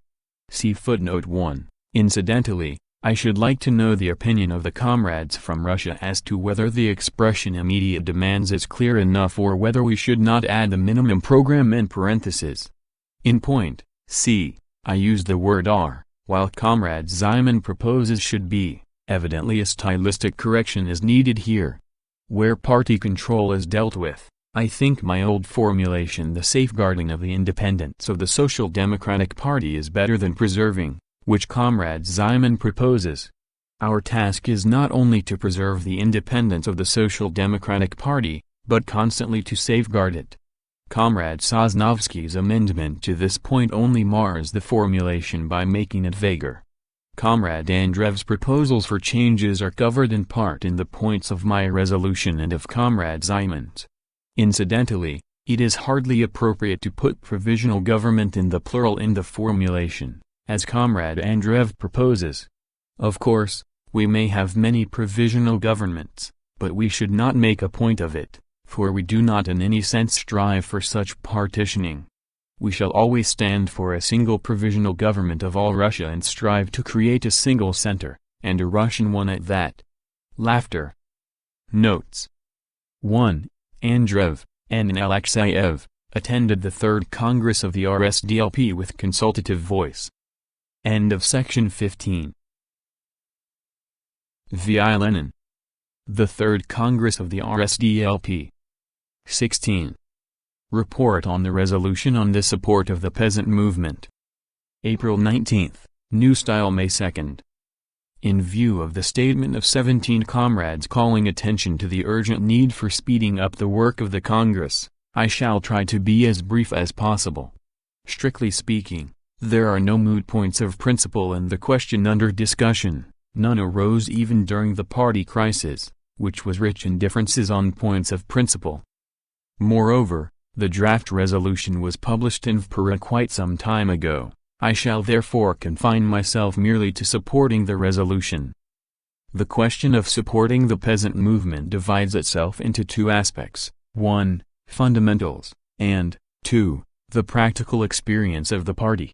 The latter will be dealt with by our second reporter, Comrade Barsov, see footnote 3, who is thoroughly familiar with our most advanced peasant movement, that in Guria. As regards the fundamentals involved, it is now a matter of reaffirming the slogans elaborated by social democracy and adapting them to the peasant movement of today. This movement is growing and spreading before our eyes. The government is up to its old game of trying to fool the peasantry with sham concessions. This policy of corruption must be countered with the slogans of our party. These slogans, in my opinion, are set forth in the following draft resolution. The Russian Social Democratic Labor Party, as the party of the class-conscious proletariat, strives to bring about the complete emancipation of all working people from every kind of exploitation, and supports every revolutionary movement against the present social and political system. Therefore, the RSDLP strongly supports the present-day peasant movement, among others, and stands for all revolutionary measures capable of improving the condition of the peasantry, not halting at the expropriation of the landed estates to this end. At the same time, as the class party of the proletariat, the RSDLP works undeviatingly towards an independent class organization of the rural proletarians, ever mindful of its obligation to make clear to them the antagonism of their interests to those of the peasant bourgeoisie, to bring them to understand that only the common struggle of the rural and the urban proletariat against the whole of bourgeois society can lead to the socialist revolution, which alone is capable of really freeing the mass of the rural poor from poverty and exploitation. As a practical slogan for agitation among the peasantry, and as a means of instilling the utmost political consciousness into this movement, the RSDLP proposes the immediate formation of revolutionary peasant committees for all-round support of all democratic reforms and for their implementation in detail. In these committees as well, the RSDLP will strive for an independent organization of the rural proletarians for the purpose of supporting the entire peasantry in all its revolutionary democratic actions, on the one hand, and, on the other, of safeguarding the true interests of the rural proletariat in its struggle against the peasant bourgeoisie. VPRA, number 11, see footnote 1. This draft was discussed by the Agrarian Committee, which the delegates had appointed in advance of the Congress for its preparation. Although opinion was considerably divided, certain major trends were clearly in evidence, and it is with these that I intend to deal. The nature of the possible and necessary revolutionary measures in the sphere of the agrarian question is, according to the draft resolution, the improvement in the condition of the peasantry. Thus, the resolution clearly expresses thereby the general conviction of all social democrats that no fundamental change in the present social and economic system can be achieved by these measures. In this we differ from the socialists revolutionaries. The revolutionary movement of the peasants may lead to a considerable improvement in their condition, but not to the supplanting of capitalism by another mode of production. The resolution speaks of measures that will not halt at the expropriation of the landed estates. It has been said that this formulation modifies our agrarian program. I consider this opinion wrong. The wording could be improved, of course, to read that it is the peasantry and not our party that will not halt at expropriation. Our party supports the peasantry and will support it also when it does not halt at such measures. The narrower concept confiscation should be used instead of expropriation, since we are emphatically opposed to compensation in any shape or form.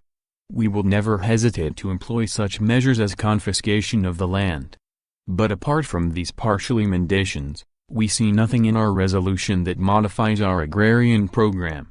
All social democratic publicists have constantly expressed the view that the point concerning the cut-off lands does not by any means set limits to the peasant movement, either to curtail or to restrict it. Both Plekhanov and I have stated in the press that the Social Democratic Party will never hold the peasantry back from revolutionary measures of agrarian reform, including the general redistribution, see footnote 4, of the land. Thus, we are not modifying our agrarian program. We must now take a definite stand on the practical question of consistent support to the peasants, to avoid any possible misunderstandings or misinterpretations. The peasant movement is now on the order of the day, and the Party of the Proletariat should declare officially that it gives this movement full support and does not in any way limit its scope. The resolution goes on to speak of the need to bring the interests of the rural proletariat into focus and to organize this proletariat separately. There is hardly any need to defend this simple axiom before a gathering of social democrats. It was stated in the Agrarian Committee that it would be a good thing to add a point on the support of strikes of the farm laborers and peasants, especially during the harvesting, haymaking, etc. In principle, of course, there can be nothing against this. Let our practical workers say what they think of the possible significance of such a point for the immediate future. The resolution further speaks of the formation of revolutionary peasant committees. The idea that the demand for the immediate formation of revolutionary peasant committees should be made the pivot of our agitation was developed in VPRA, number 15. See footnote 2. Even the reactionaries now talk of improving the living conditions, but they stand for an official, bureaucratic way of pseudo-improvement, whereas the Social Democrats, of course, must stand for the revolutionary way of effecting the improvement. The main task is to instill political consciousness into the peasant movement. The peasants know what they want in a vague sort of way, but they are unable to see their wishes and demands in relation to the entire political system. That is why they are such easy game for political tricksters, who reduce the question of political changes to economic improvements, which cannot really be effected without political changes. Therefore, the slogan calling for revolutionary peasant committees is the only correct one. Unless these committees are able to enforce the revolutionary law, the peasants will never be able to hold what they may now win. It is objected that here, too, we are modifying the agrarian program, which says nothing about revolutionary peasant committees or their functions in the field of democratic reforms. This objection does not hold water. We are not modifying our program but applying it to a concrete case. Since no doubt exists that the peasant committees cannot be anything but revolutionary under the given conditions, by noting this fact we are merely applying the program to the revolutionary moment, not changing it. Our program, for instance, declares that we recognizes the right of nations to self-determination, if concrete conditions brought us to express ourselves in favor of self-determination of a definite nation, of its complete independence. That would be, not a change of the program, but its application. The peasant committees are an elastic institution, suitable both under present conditions and under, let us say, a provisional revolutionary government, when they would become organs of the government. Some hold that these committees may become reactionary instead of revolutionary. But we Social Democrats have never forgotten the dual nature of the peasant or the possibility of a reactionary peasant movement against the proletariat. Not this is the point at issue, but rather that at the present time peasant committees formed to sanction land reforms cannot be anything but revolutionary.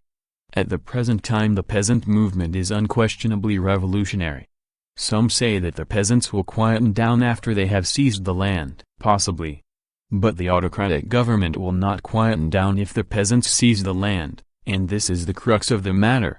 Only a revolutionary government or revolutionary peasant committees can sanction this seizure. Lastly, the concluding part of the resolution defines once more the position of the Social Democrats in the peasant committees, namely, the necessity of marching together with the rural proletariat and organizing it separately and independently. In the countryside, too, there can be only one consistently revolutionary class, the proletariat. Notes 1. See pages 235 to 36 of this volume, editor's note. 2. See pages 321–22 of this volume. Editor's note. 3. Bars of the Bolshevik Mgskaya. 4. General redistribution, a slogan popular among the peasants of Tsarist Russia and expressing their desire for a general redistribution of the land. End of section 16. V.I. Lenin. The Third Congress of the RSDLP. 17. Draft Resolution on the Support of the Peasant Movement. 1. Whereas the growing peasant movement, though spontaneous and politically unconscious, is nonetheless inevitably directed against the existing political order and against the privileged classes. 2. Whereas it is one of the tasks of social democracy to support every revolutionary movement against the existing social and political order. 3. Whereas, in view of the aforesaid, the Social Democrats must strive to bring out the revolutionary democratic features, characteristics, of the peasant movement, to uphold them and develop them to their logical conclusion, and 4. Whereas the Social Democratic Party, as the party of the proletariat, must in all cases and under all circumstances work steadfastly for the independent organization of the rural proletariat and to clarify for this class the irreconcilable antagonism between its interests and those of the peasant bourgeoisie. Therefore, the Third Party Congress of the RSDLP instructs all party organizations a. to carry on propaganda among the proletariat at large, explaining that the RSDLP makes it its aim to support with the utmost vigor the present-day peasant movement, without opposing its revolutionary manifestations, including the confiscation of the landed estates. b. As a practical slogan for agitation among the peasantry and as a means of instilling the utmost political consciousness into the peasant movement, a plan should be launched for the immediate organization of revolutionary peasant committees that shall have as their aim the carrying out of all revolutionary democratic reforms in the interests of the peasantry and the liberation of the peasantry from the tyranny of the police, the officials, and the landlords. c. To recommend to the peasantry non-performance of military service, flat refusal to pay taxes, and refusal to recognize the authorities, in order to disorganize the autocratic regime and support the revolutionary onset directed against it. d. To work within the peasant committees for the independent organization of the rural proletariat and for its closest possible association with the urban proletariat in a single social democratic party of the working class. Written on April 20, May 3, 1905. End of section 17.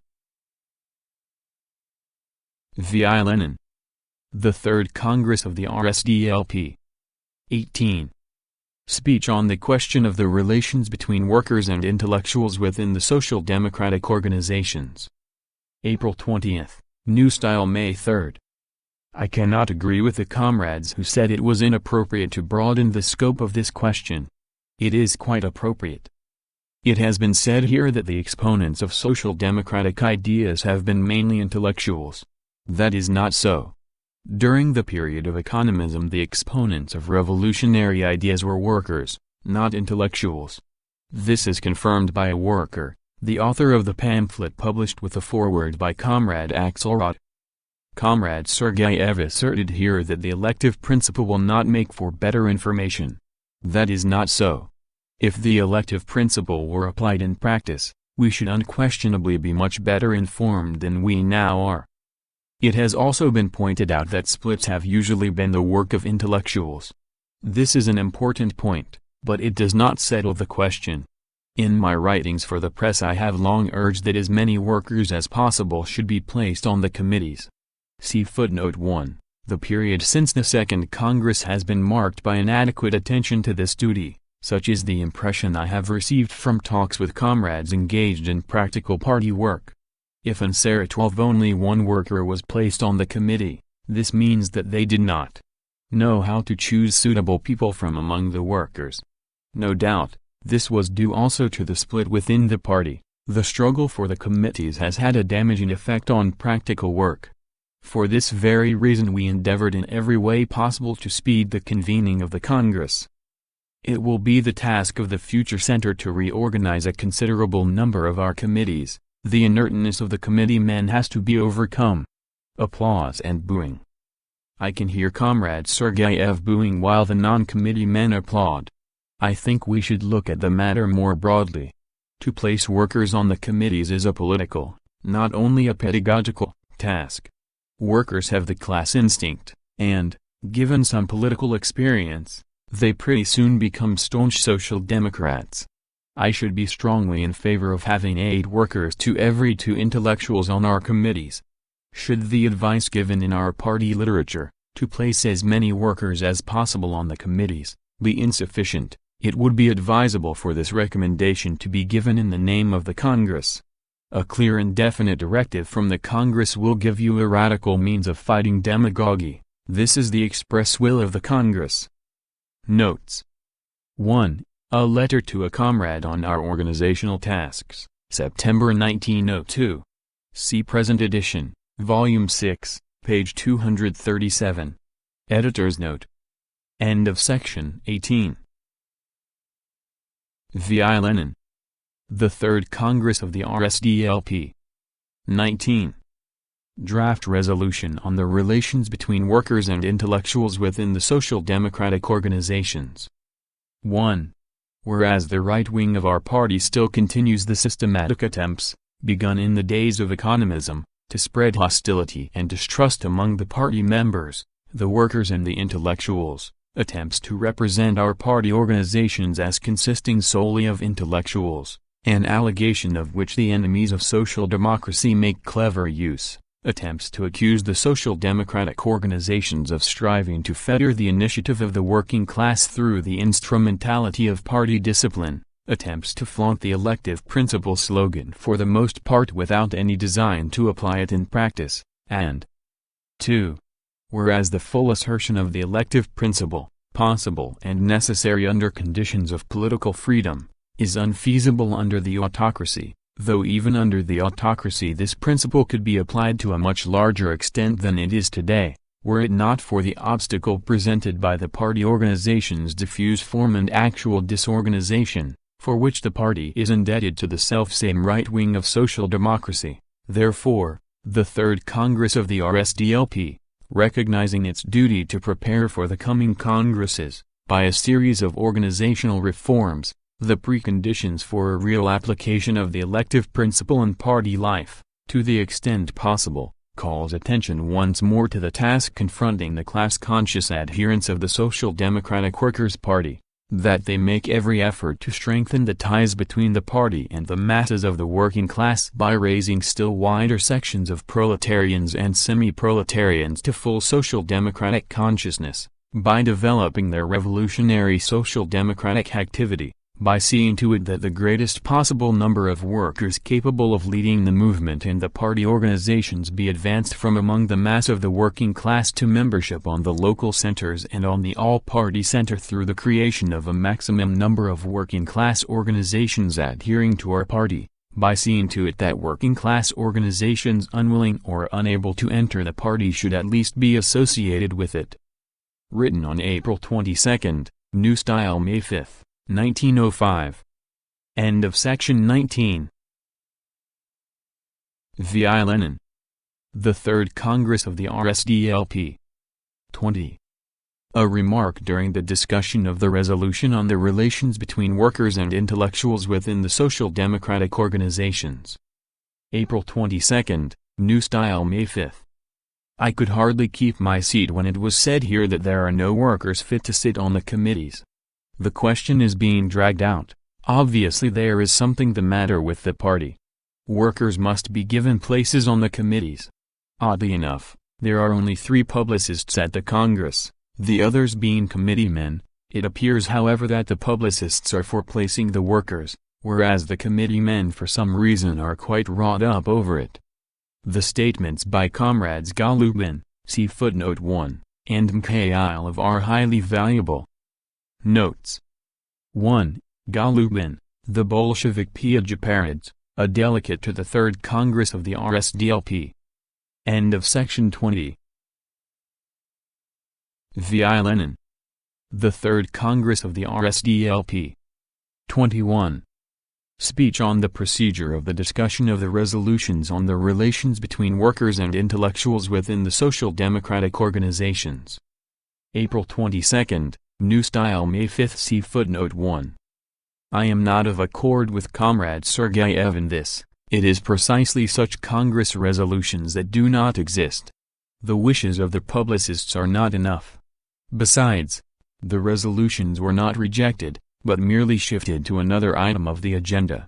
Some point to the fact that the workers have the right, with the consent of the Central Committee, to cashier the committees. That is not enough. We want a directive, not demagogy. Comrade Sergeyev misinterprets Vperod when he talks about fine words buttering no parsnips. It is the brevity of the rules clause that makes us adopt a resolution containing a certain directive. I am against Comrade Andreev's proposal. It is not true that it was neither the economists nor the Mensheviks who started the demagogy. On the contrary, it was they who were the demagogues. Precisely this is what the resolution is, a warning against demagogy. For this reason I insist upon the resolution. Notes. 1. The document has no heading. The title has been provided by the Institute of Marxism-Leninism. End of section 21. V.I. Lenin. The Third Congress of the R.S.D.L.P. 22. Speech during the discussion of the party rules. April 21, New Style, May 4. I must confess that the arguments employed by Comrade Ivanov in defense of his idea of a single center seem to me untenable. The speaker reads the argumentation of Comrade Ivanov. On clauses 4 and 5. The system of two centers with a balancer, the Council, has been condemned by past experience. The history of the party crisis plainly shows that this system provides too favorable a soil for the growth of differences, squabbles, and court intrigues. It means the subordination of the people in Russia to those abroad, owing to arrests. The Central Committee personnel is unstable, whereas the editorial board of the central organ is constant, and the council resides abroad. On the one hand, all the most important objections against a single center, based on the actual severance of Russia from the people abroad, only confirm the idea that a split between the two centers is possible and even probable. On the other hand, these objections largely fall away if the Congress makes periodic conferences obligatory between the Russian members of the CC and the members abroad. It has been found, however, that the fine qualities here alluded to are possessed in equal measure both by the central organ abroad and by the genuinely Russian Central Committee. In Comrade Ivanov's entire reasoning I discern the fallacy envisaged by logic as post hoc, ergo propter hoc. See footnote 1. Because the three centers have, pardon the expression, played us dirty, let us have a single center. I fail to see the propter here. Our troubles were not due to the mechanism but to persons. What happened was that certain persons, using a formal interpretation of the rules as a subterfuge, ignored the will of the Congress. Has not the genuinely Russian CC dialectically turned into its exact opposite? Comrade Ivanov's reasoning is, the group abroad has acted shabbily, we must therefore put it under a state of siege and keep a tight hold on it. As you know, I have always been an advocate of a state of siege and of a tight hold, so that I shall raise no objection to such measures. But does not the CC deserve the same treatment? Besides, who will deny that the central organ can be constant, while the CC cannot? This, after all, is a fact. But in practice I shall abstain from all polemic. Formerly we had the council, and now we shall have a conference, of the CC section working abroad and of the section working in Russia. A difference of only a couple of letters. Our cart has been lurching all the time to the right, towards the central organ. Comrade Ivanov has been laying the straw on the right side, to cushion the fall. But I think it ought to be laid on the left side as well. On the side of the CCI would subscribe to Comrade Mikhailov's proposal to cashier the committees, but I really don't know what the periphery exactly is. Chair-warmers and keepers of the seal should all be smoked out, but how is one to define precisely the concept periphery? 2/3 of the votes of the periphery. But who can keep a strict record of the periphery? I must, besides, warned the Congress against cramming the rules with too many clauses. It is easy enough to pen nice clauses, but in practice they usually prove superfluous. The rule should not be made a collection of pious wishes. Notes 1. After this, therefore on account of this. Editor's note. End of section 22. V.I. Lenin. The Third Congress of the RSDLP. 23. Speech on the wording of Clause 9 of the Party Rules. April 21, New Style May 4. I was for cashiering the committees, but in the Party Council, at the time when our factional strife was raging, I spoke against it, since there would have been a certain impropriety in the exercise of that right. If this clause constitutes a threat to the committees consisting of intellectuals, then I am all for it. A tight hold must always be kept on the intelligentsia. It is always the instigator of all sorts of squabbles, and therefore I move that we substitute the words organized workers for the word periphery. The Speaker submits his amendment in writing. Clause 9. A local committee must be dissolved by the CC if 2/3 of the local workers belonging to the party organizations declare for such dissolution. One cannot rely on a small periphery of intellectuals, but one can and should rely on hundreds of organized workers. I would like to connect this clause closely with the question of submitting reports. In this respect we should take an example from the Bund, which always knows the exact number of organized workers it has. And when RCC is constantly posted on the number of organized workers in any particular organization, it will have to reckon with their opinion and will be bound to cashier the local committee on the demand of the organized workers. End of section 23. V.I. Lenin. The Third Congress of the RSDLP. 24. Speech on an agreement with the Socialists Revolutionaries. April 23, New Style May 6. I have to inform the Congress of an unsuccessful attempt to come to an agreement with the Socialists Revolutionaries. Comrade Gapin arrived abroad. He met with the Socialists Revolutionaries, then with the Iskra people, and finally with me. He told me that he shared the point of view of the Social Democrats, but for various reasons did not deem it possible to say so openly. I told him that diplomacy was a good thing, but not between revolutionaries. I shall not repeat our conversation, it was reported in Vparad. See footnote 1. He impressed me as being an enterprising and clever man, unquestionably devoted to the revolution, though unfortunately without a consistent revolutionary outlook. Some time later I received a written invitation from Comrade Gapin to attend a conference of socialist organizations, convened, according to his idea, for the purpose of coordinating their activities. Here is a list of the 18 organizations which, according to that letter, were invited to Comrade Gapin's conference. 1. The Socialist Revolutionary Party. 2. The Vparad RSDLP. 3. The Iskra RSDLP. 4. The Polish Socialist Party. 5. The Social Democracy of Poland and Lithuania. 6. The PSP, Proletariat. 7. The Lettish Social Democratic Labour Party. 8. The Bund. 9. The Armenian Social Democratic Labour Organization. 10. The Armenian Revolutionary Federation, Droshk. 2. The Byelorussian Socialist Hromada. 12. The Lettish Social Democratic League. 13. The Active Resistance Party of Finland. 14. The Workers' Party of Finland. 15. The Georgian Party of Socialist Federalist Revolutionaries. 16. The Ukrainian Revolutionary Party. 17. The Lithuanian Social Democratic Party, and 18. The Ukrainian Socialist Party. I pointed out both to Comrade Gapin and to a prominent socialist revolutionary that the dubious makeup of the conference might create difficulties. The socialists revolutionaries were building up an overwhelming conference majority. The convocation of the conference was greatly delayed. Iskra replied, as documents submitted to me by Comrade Gapin show, that it preferred direct agreements with organized parties. A gentle hint at Vparad's being an alleged disruptor, etc. In the end Iskra did not attend the conference. We, the representatives of both the Vparad editorial board and the Bureau of Committees of the majority, did attend. Arriving on the scene, we saw that the conference was a socialist revolutionary affair. As it became clear, either the working class parties had not been invited at all, or there was no record of their having been invited. Thus, the Active Resistance Party of Finland was represented, but not the Workers' Party of Finland.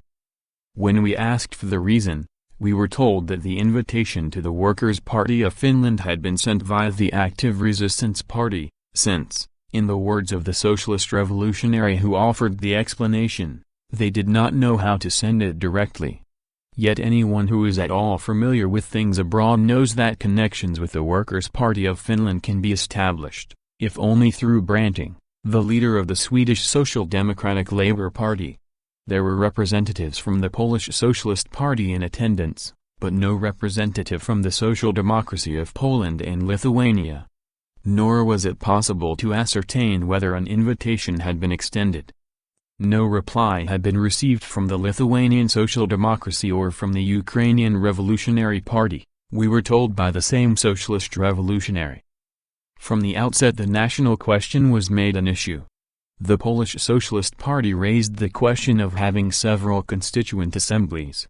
This gives me reason to say that in the future it will be necessary for us either to refuse outright to take any part in such conferences, or to convene a conference of representatives of the working class parties of one nationality, or to invite to the conference representatives of local party committees from the regions with a non-Russian population. But I certainly do not infer from this that conferences are impossible because of differences on points of principle. All that is necessary is that only practical questions be taken up. We cannot control the composition of conferences, etc., from abroad. The Russian center must be represented, and representatives of the local committees must take part without fail. The question that led to our withdrawal concerned the leads. On leaving the conference we submitted the following declaration. The important historical period through which Russia is passing confronts the Social Democratic and Revolutionary Democratic parties and organizations working within the country with the task of reaching a practical agreement for a more effective attack on the autocratic regime. While, therefore, attaching very great importance to the conference called for that purpose, we must naturally subject the composition of the conference to the closest scrutiny. In the conference called by Comrade Gepin this condition, so essential to its success, has unfortunately not been properly observed, and we were therefore obliged, at its very initiation, to take measures calculated to ensure the genuine success of the gathering. The fact that the conference was to deal solely with practical matters made it necessary, in the first place, that only organizations truly constituting a real force in Russia should be afforded participation. Actually, the composition of the conference, as far as the reality of some of the organizations is concerned, is most unsatisfactory. Even an organization of whose fictitious nature there is not the slightest doubt, found representation. We refer to the Lettish Social Democratic League. The representative of the Lettish Social Democratic Labour Party objected to the seating of this league and couched his objection in the form of an ultimatum. The utter fictitiousness of the league, as subsequently established at a special meeting of the representatives of the four social democratic organizations and the delegates of the league, naturally compelled us, the remaining social democratic organizations and parties attending the conference, to endorse the ultimatum. At the outset, however, we came up against the strong resistance of all the revolutionary democratic parties, which, in refusing to meet our peremptory demand, showed that they preferred one fictitious group to a number of well-known social democratic organizations. Finally, the practical significance of the conference was still further lowered by the absence of a number of other social democratic organizations, whose participation, as far as we could ascertain, no proper measures had been taken to ensure. Though compelled, in view of all this, to leave the conference, we express our conviction that the failure of this one attempt will not stand in the way of earnest efforts to renew the endeavor in the very near future, and that the task that confronts all revolutionary parties of reaching a practical agreement will be accomplished by the coming conference, to be composed of organizations actually working in Russia, and not of fictitious organizations. For the Lettish R.S.D.L.P. F. Rosen. For the Parad RSDLP. N. Lenin. For the Central Committee of the Bund. I. Jelfin. For the Armenian Social Democratic Labor Organization. LR. A week and a half or 2 weeks later, Comrade Gapin sent me the following statement. Dear Comrade, I am forwarding to you 2 declarations issued by the conference of which you know, and I request that you communicate their contents to the forthcoming Third Congress of the RSDLP. I deem it my duty to state that for my own part 1 accept these declarations with certain reservations on the questions of the socialist program and the principle of federalism. G.R.G. Gapin. This statement was accompanied by 2 interesting documents, containing the following striking passages. The application of the federative principle to the relations between nationalities remaining under one state roof. Socialization, i.e., the transfer under public administration to the use by the laboring agricultural population of all lands whose cultivation is based on the exploitation of the labor of others. The determination of the concrete forms this measure is to take, of the order in which it is to be instituted, and of its scope, is to remain within the jurisdiction of the parties of the different nationalities, in keeping with the specific local conditions of each country, the development of public, municipal, and communal economy. Bread for the starving. The land and its bounties for all the toilers. A constituent assembly of representatives of all parts of the Russian Empire, exclusive of Poland and Finland. Convocation of a constituent assembly for the Caucasus, as an autonomous part of Russia with which it is to be federated. The result of the conference, as appears from these quotations, has fully confirmed the fears which induced us to leave the conference. We have here a copy of the Socialist Revolutionary Program with all sorts of concessions to the nationalist non-proletarian parties. It was strange taking part in deciding the questions raised at the conference without the participation of the national proletarian parties. For instance, the conference presented the demand for a separate constituent assembly for Poland. We can be neither for nor against the demand. Our program recognizes the principle of the self-determination of nationalities. But to decide this question without the social democracy of Poland and Lithuania is impermissible. The conference divided up the Constituent Assembly, and this in the absence of the working-class parties. We cannot allow any practical solution of such questions to be reached without the party of the proletariat. At the same time, I find that differences on points of principle do not exclude the possibility of practical conferences, provided, first, that they be held in Russia, secondly, that the reality of the forces be verified, and, thirdly, that questions concerning the various nationalities be dealt with separately, or at least, that representatives of the local committees of the regions where there are social democratic and non-social democratic national parties be invited to the conference. I now pass to the proposed resolution on practical agreements with the socialists revolutionaries. The speaker reads the draft as worded by Comrade Voinov. Confirming the attitude of the RSDLP towards the Socialist Revolutionary Party as set forth in the resolution of the Second Congress, and 1. Whereas temporary militant agreements between the Social Democratic Party and the Organization of the Socialists Revolutionaries for the purposes of combating the autocracy are on the whole desirable at the present time, and 2. Whereas such agreements should under no circumstance restrict the complete independence of the Social Democratic Labor Party, or affect the integrity and purity of its proletarian tactics and principles. Therefore, the Third Congress of the RSDLP instructs the CC and the local committees, should the necessity arise, to enter into temporary militant agreements with the socialist revolutionary organizations, provided that local agreements are concluded only under the direct supervision of the CC. I agree with this draft. We might perhaps tone down the end. For instance, instead of under the direct supervision of the Central Committee, we might have only under the supervision of the Central Committee.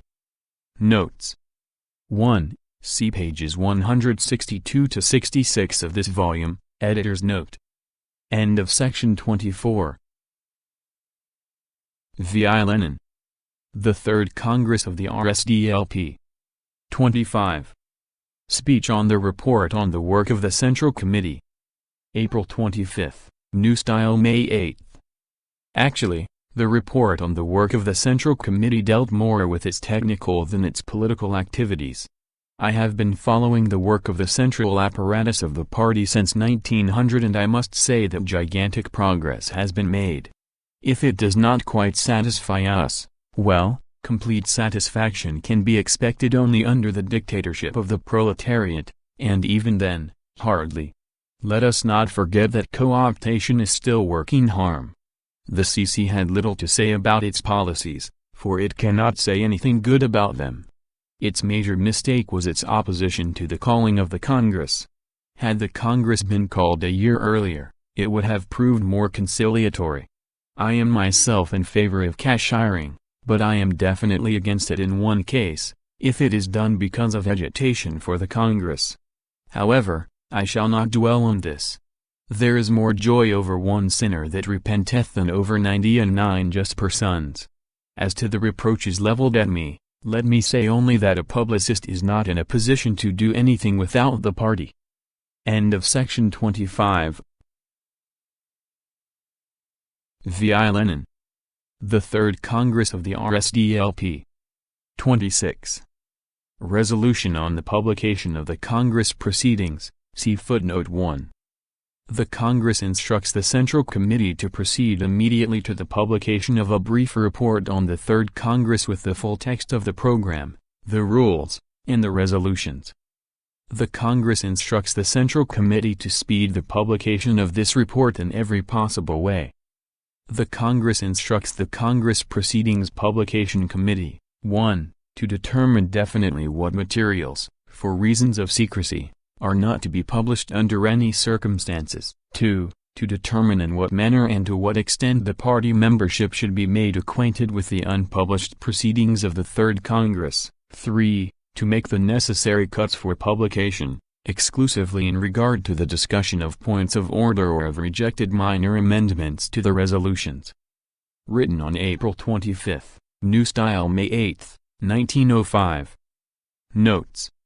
1. The document has no heading. The title has been provided by the Institute of Marxism-Leninism. End of section 26. V.I. Lenin. The Third Congress of the RSDLP. 27. Draft Resolution on the Events in the Caucasus, see footnote 1. 1. Whereas the specific social and political conditions in the Caucasus have favored the creation there of the most militant organizations of our party. 2. Whereas the revolutionary mood of the majority of the population in the Caucasus, both in the towns and in the villages, has reached the stage of a people's uprising against the autocracy. 3. Whereas the autocratic government has begun to send troops and artillery to Guria for the ruthless destruction of all the important seats of rebellion, and 4. Whereas a victory of the autocracy over the popular uprising in the Caucasus, which would be rendered easier by the non-Russian composition of the population, would most grievously affect the success of the uprising throughout Russia. Therefore, the Third Congress of the Russian Social Democratic Labor Party, on behalf of the class-conscious proletariat of Russia, sends ardent greetings to the heroic proletariat and peasantry of the Caucasus and instructs the Central Committee and the local party committees to take the most energetic measures towards promulgating information on the state of affairs in the Caucasus as widely as possible by means of pamphlets, meetings, workers' rallies, study circle talks, etc., as well as measures towards rendering timely support to the Caucasus by armed force. Written on April 26, New Style May 9, 1905. Notes. 1.